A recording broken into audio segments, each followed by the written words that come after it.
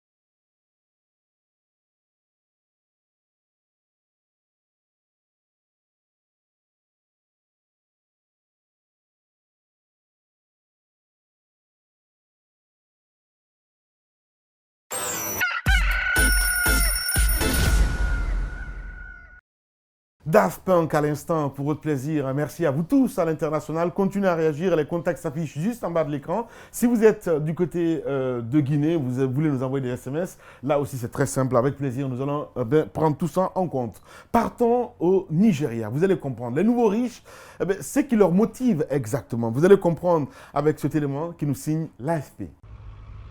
Après un début de carrière à Washington, Sheyi a tout abandonné en 2015 pour revenir sur la terre de ses parents, dans le sud-ouest du Nigeria. L'ingénieur de 34 ans a troqué le costume cravate contre la casquette pour cultiver du manioc, un aliment populaire au Nigeria. Il dirige aujourd'hui une ferme de 400 hectares. À chaque fois que j'échange sur l'agriculture, j'apprends tellement de choses dont je n'avais pas la moindre idée auparavant. C'est excitant. Si je travaillais aux États-Unis, ce serait confortable, mais ça se limiterait à se présenter au boulot tous les jours et à exécuter des tâches.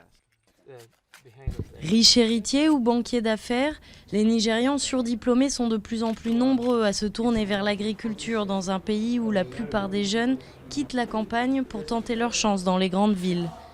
C'est aussi le pari qu'a fait Peter. Depuis 2 ans, ce jeune Nigérian développe de nouvelles variétés de patates douces en aéroponie grâce à un ingénieux système d'arrosage hors sol. Plus personne ne veut faire de l'agriculture à l'ancienne, sous le soleil brûlant, avec la sueur et les efforts que ça suppose. En combinant la récolte des données, la technologie et l'automatisation, ça devient plus attractif.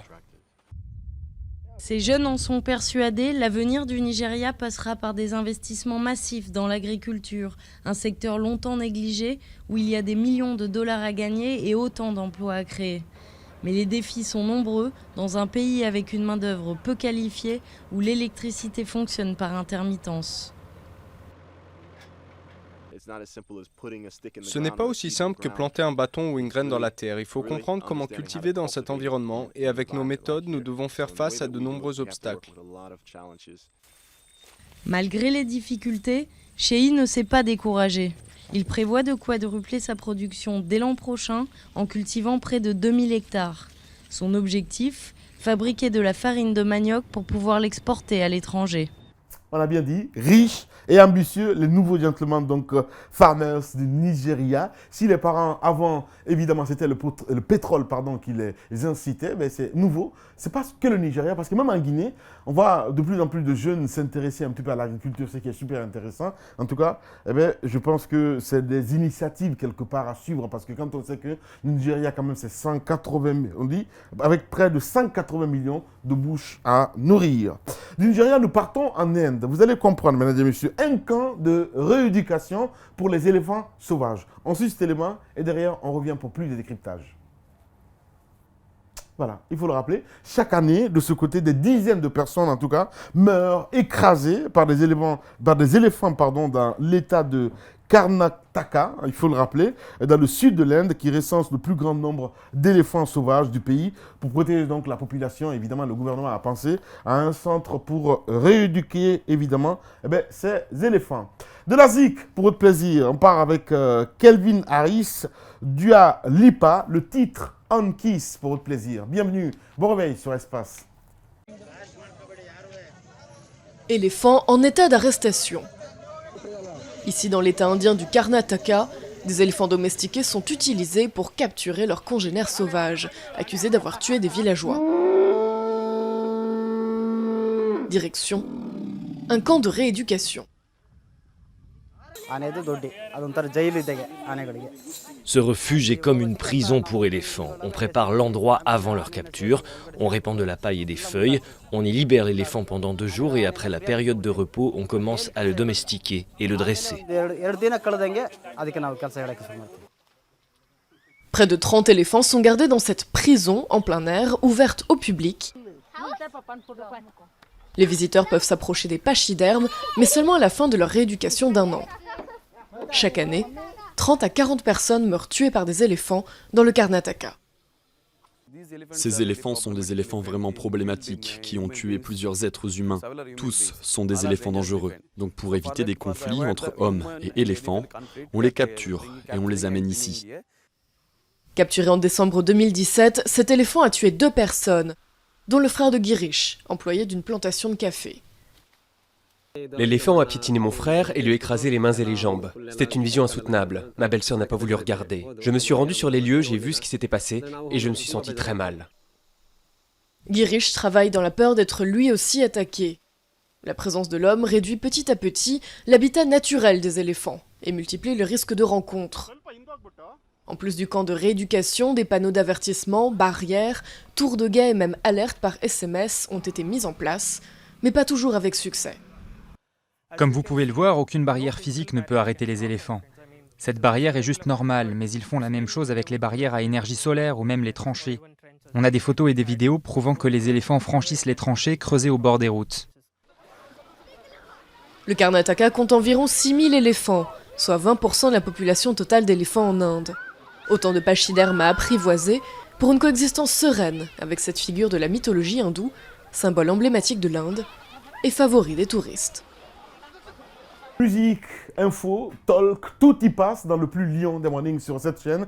Continuez à réagir, les contacts s'affichent juste en bas de l'écran. En ce 4 septembre, la rentrée, les surprises évidemment à venir, mesdames et messieurs, vous allez comprendre. Avec déjà hier des nouveautés sur notre antenne le soir, avec Karim Baldé, Paul Fatia Tunkara, Louis Descroix, Alexis Martin, toute l'équipe de Tout Foot. Et ce soir, des surprises évidemment avec des émissions à vous couper le souffle, mesdames et messieurs. Nous restons dans le sillage, nous partons cette fois-ci du côté de Zimbabwe. Vous le savez très bien, depuis deux décennies, voilà, les touristes avaient mis carrément croix sur ce pays. Et là, depuis la chute de Robert Mugabe, le tourisme zimbabwéen répare. Ensuite, cet élément de l'AFP. Et derrière, on revient pour plus de décryptage. Des paysages à couper le souffle. Après un passage à vide de près de 20 ans, l'industrie touristique zimbabwéenne renaît. Aux chutes Victoria, principale attraction du pays, le nombre de visiteurs étrangers a bondi de près de 50% au premier trimestre 2018.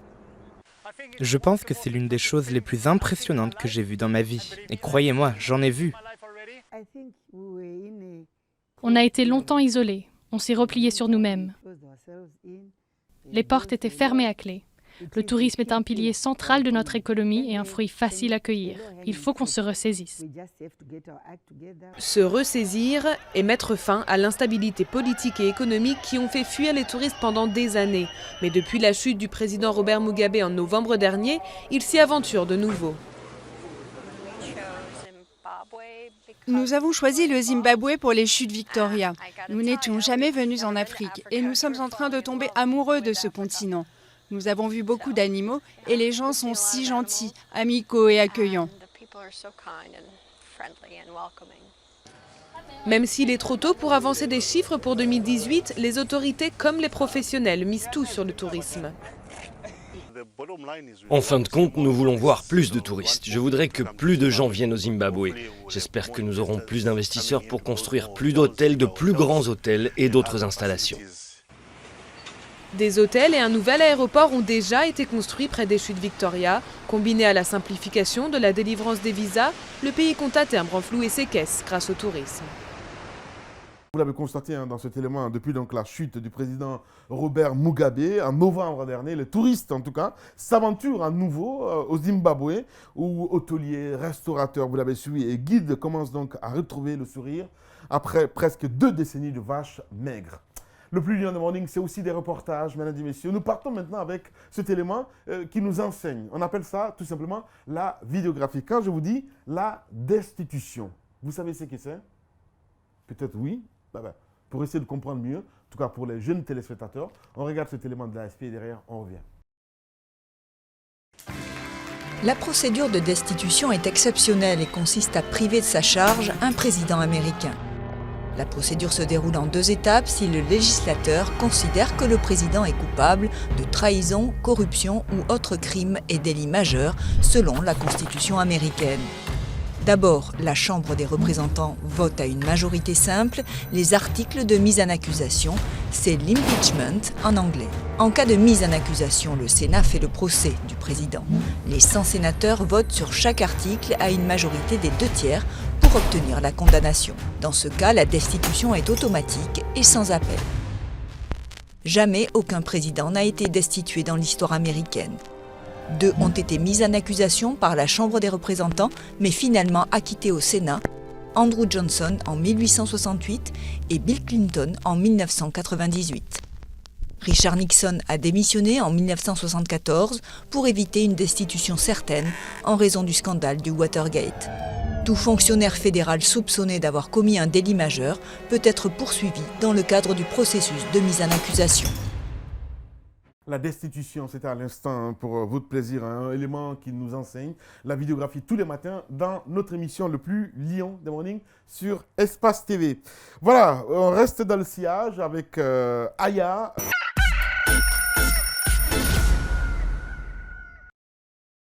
Le tube de l'été, évidemment, le tube se bouscule sur notre antenne, mesdames et messieurs. Vous restez avec nous, assure Espace Reportage avec la rédaction, vous allez comprendre. Un élément à proposer ce matin, la plume avec Mohamed Saliouba, que vous voyez dans notre écran.